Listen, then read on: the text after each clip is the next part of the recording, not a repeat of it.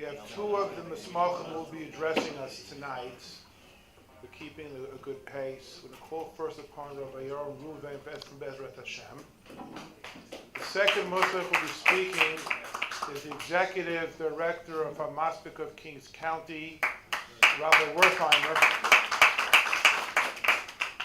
We're joined with Rabbi Tasser, one of the graduates, who is, I think, the Managing Director of HaMaspik of Kings County as well. So let's move the program. We'll be hearing from Rabbi Malik. So please, Rabbi Reuven, please.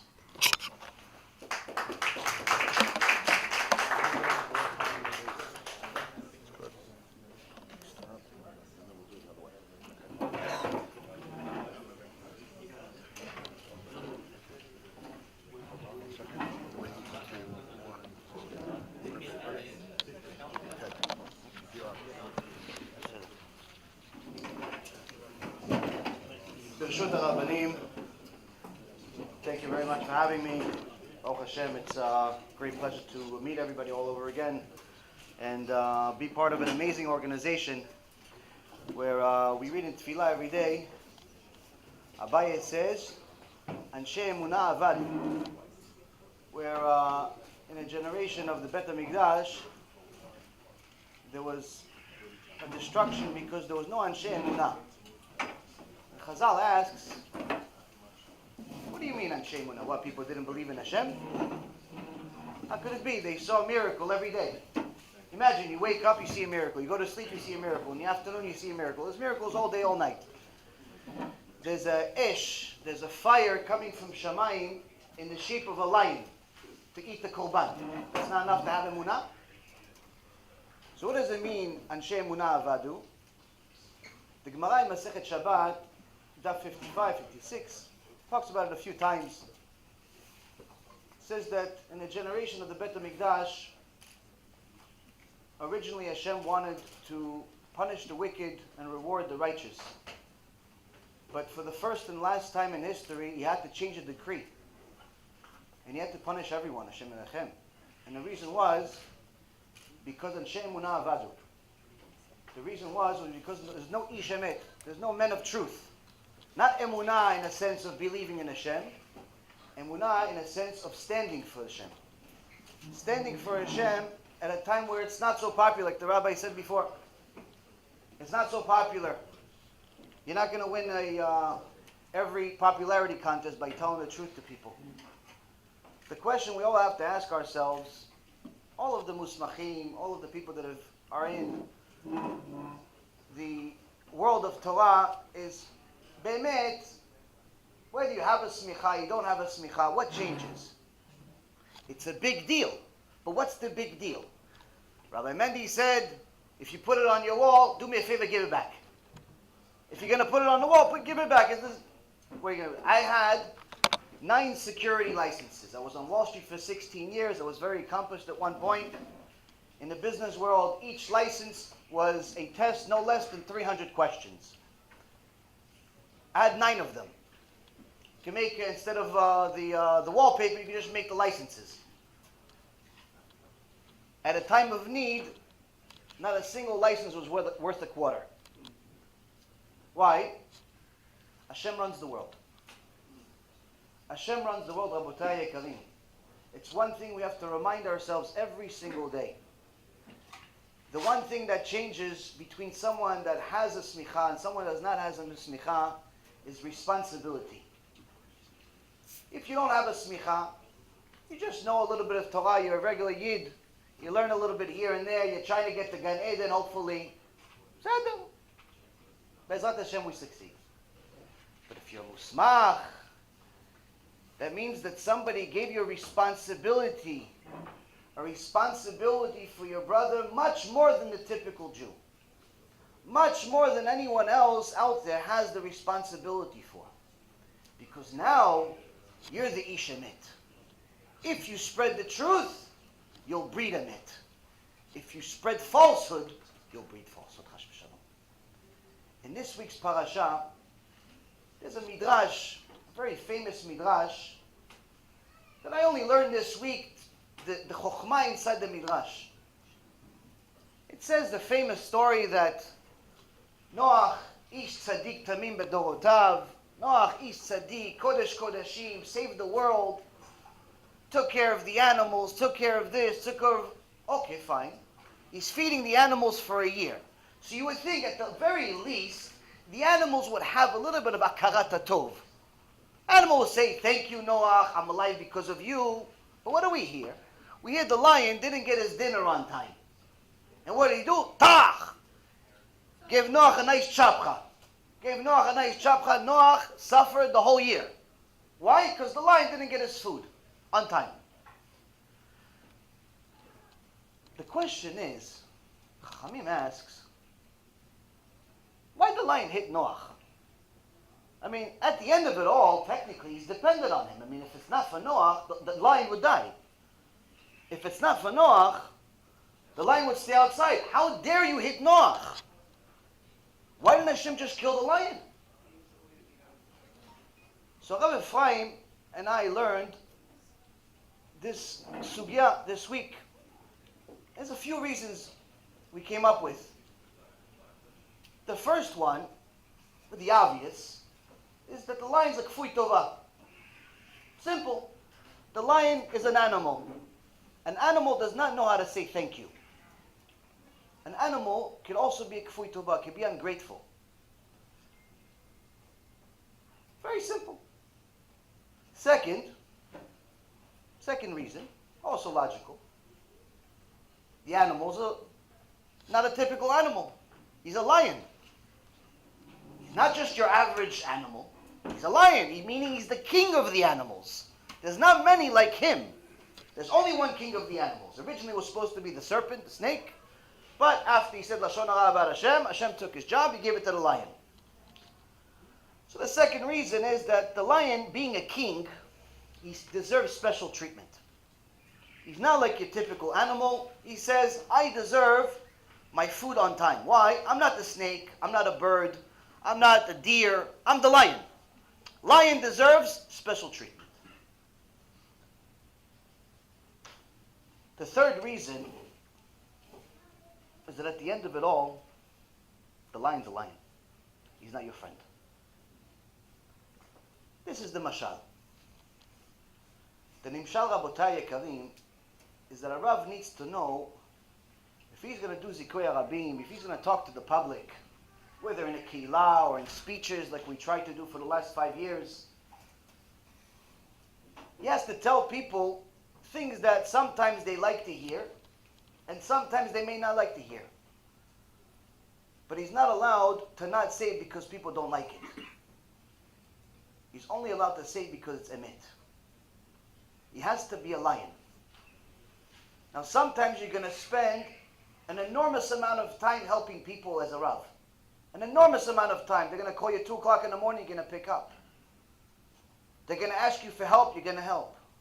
They're going to ask you for all types of things that they don't have even the courage to ask anybody else. But you're going to do it. Why? Because Anshe Emunah Avadu. You don't want to be one of those people. You want to be a Ish Emet. A Ish Emet is Emet all the time. Even when it's not comfortable. And sometimes you should know that those very same people you're going to help, you know for sure they're not going to be grateful in the end. You know for sure they're not going to be grateful. But you still got to do it. You still got to do it even if you know for sure they're not even going to say thank you. Why? That's your job. That's what you signed up for. The second thing is, Arav Kalmanovich says that the lion, he's not just a regular animal, he's a special animal. He's the king of the jungle. He's the king of all animals. The king deserves special treatment. An Ish Emet is a special Ish. In the generation of Mashiach, in the generation where the Gemara in Masechet Sotah, page 49b says that the Emet will be hated. People will hate Emet. Chutzpah tizgeh. There's going to be an enormous amount of chutzpah. Meaning, you see somebody that's a chutzpah, and you see somebody that's rude, oh, he's bringing the Mashiach. This guy's chutzpah, oh yeah, he's bringing the Mashiach closer. Why? There's going to be a lot of chutzpah. women want to be rabbis, men want to be women. HaShem Yachem, what people want to do today. You have to ask people. You have to ask their gender today because sometimes they don't know themselves. They say, I'm in the middle. When you're an Emet in this generation, you're the special lion. Why? There's not many like you. There's not many Igud HaRabbonim in the world. There's only one. There's not many organizations that are willing to stand for the truth. There are many organizations, Baruch Hashem. There's a lot of Torah in the world, Baruch Hashem. But there's not many people that are willing to stand for the truth, even if it costs them a ton. There's not many. Rav Kalmanovich says, if you're one of these people, you need special treatment. Where are you going to get the special treatment? HaShem Yitbarach. Im tavi yakar mizolel kepi tiyeh. The prophet Jeremiah says to Am Yisrael, if you bring a righteous person who used to be a luggard, used to be a glutton, you bring him back to me, you'll be like my mouth. What does it mean you'll be like my mouth? Rashi al Makom says, HaShem Yitbarach told Am Yisrael, I created the world. I created the heaven and the earth and everything in between. I say something, it happens. You will be the same. Why? You bring people back to me. You bring my children back. If you just want to collect money, I suggest you go to Wall Street. But if you want to bring Jews to HaShem and get special treatment, or your kids get married to tzaddikot, tzaddikim, Parnasah will always be on time, you're never going to lack anything. Many people make a lot of money, but very people have bracha. You want that bracha? You need kepitiyeh.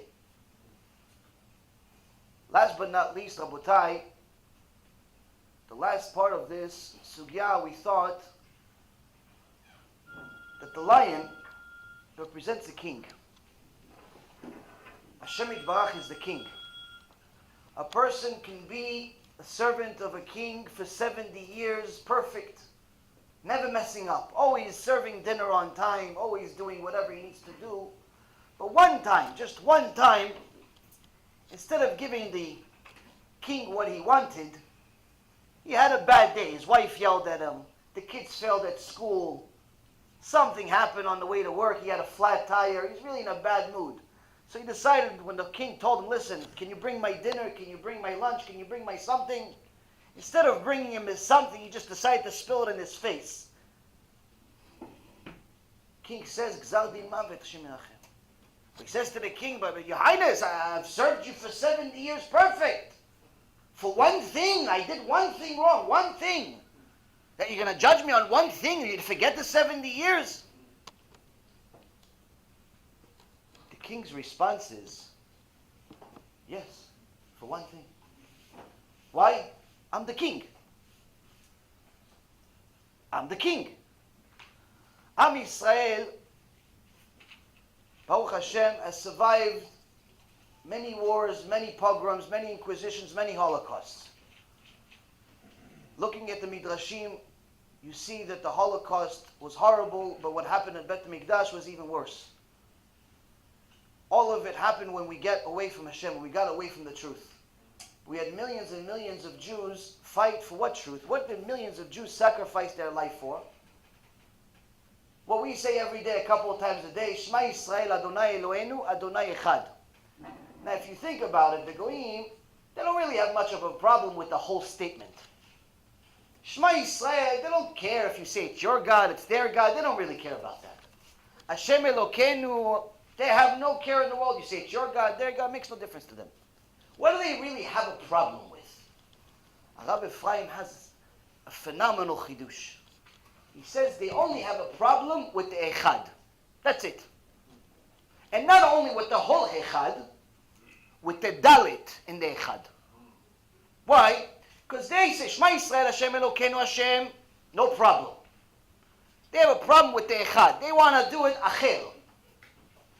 If you say, oh, he's God, no problem. We just want other gods too. We want J.C. Penney, we want Muhammad, we want Buddha, we want all this Go'an Nefesh in the world. We want all of that to be God also. We want money, we want gold. All of those people, all those things are going to be God too. And Am Yisrael has been a Moser Nefesh. Am Yisrael has been sacrificing their lives, willing to die for that Echad, for that Dalit.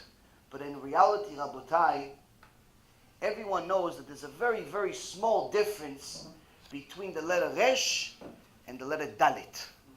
Meaning it's not even the whole Echad that they have a problem with. It's the little chupchik, that little difference between the Dalit and the Resh. Meaning 1 point makes all the difference. 1 point. If you're going to serve the king, you always have to remind yourselves, and I'm talking to myself now, everything depends on 1 point. Whatever you're going to do, be a Moser Nefesh. Sacrifice. Why? That's the point. That's the difference between a Yid and everybody else. Be'ezrat Hashem, Rabotai Yekarim, we continue to lezakot et harabim. We continue to bring Am Yisrael back to Hashem like Hashem wants. We have an enormous amount of beautiful Torah in the world.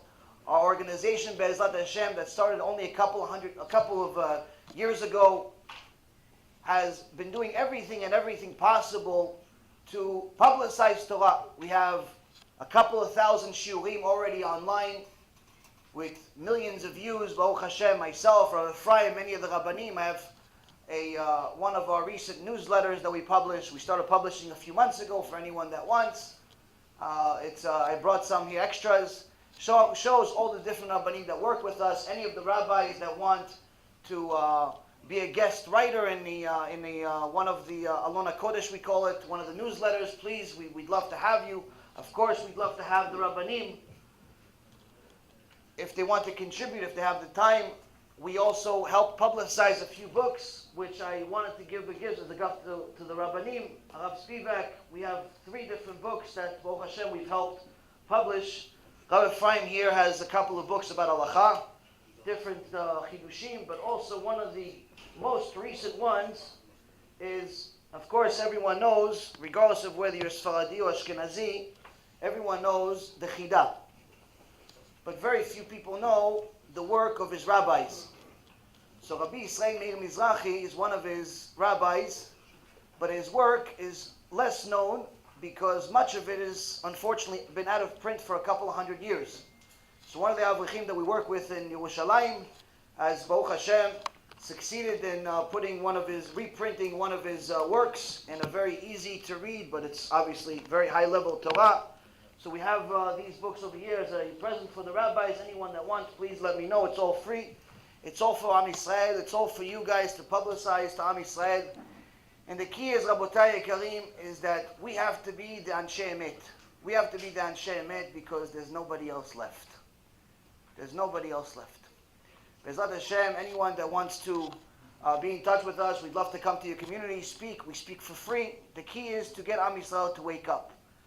Sometimes we can do it by ourselves. Sometimes we need help from other rabbis. The key is if we stick together, then we can get Am Yisrael to succeed, because it's all about unity. Thank you very much for having me to school of today.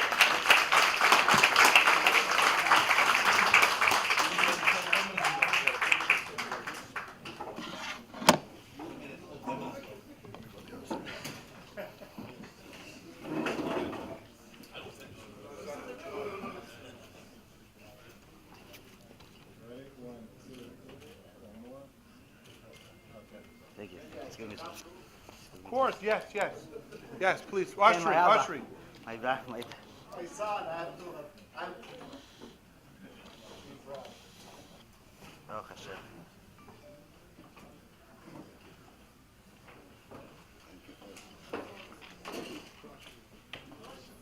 Ashri will be.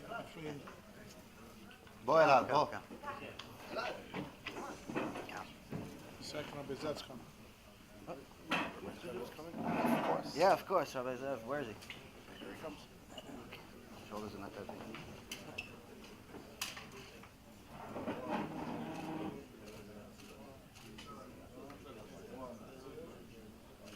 Thank you.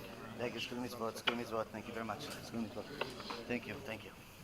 Thank you very much. Rabbi Eisner, a minute. Yeah. What can I tell you? I can tell you about this person, Yaron Reuven. I first saw Yaron Reuven. I first saw him on television, on the internet. None of them is good to say that, but I first saw him. He speaks. He has anything that would describe Yaron Reuven is that he's been there and done that.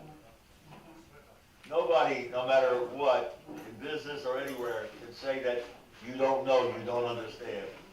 And that makes him an incredibly compelling speaker. All right? And it's my great, I could say more and more, but small it is my great pleasure to bestow this Smicha upon Rabbi Yaron Reuven.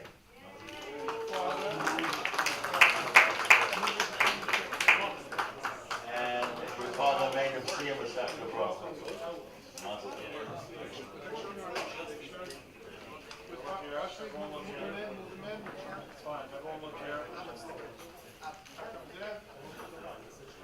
Look here, everyone.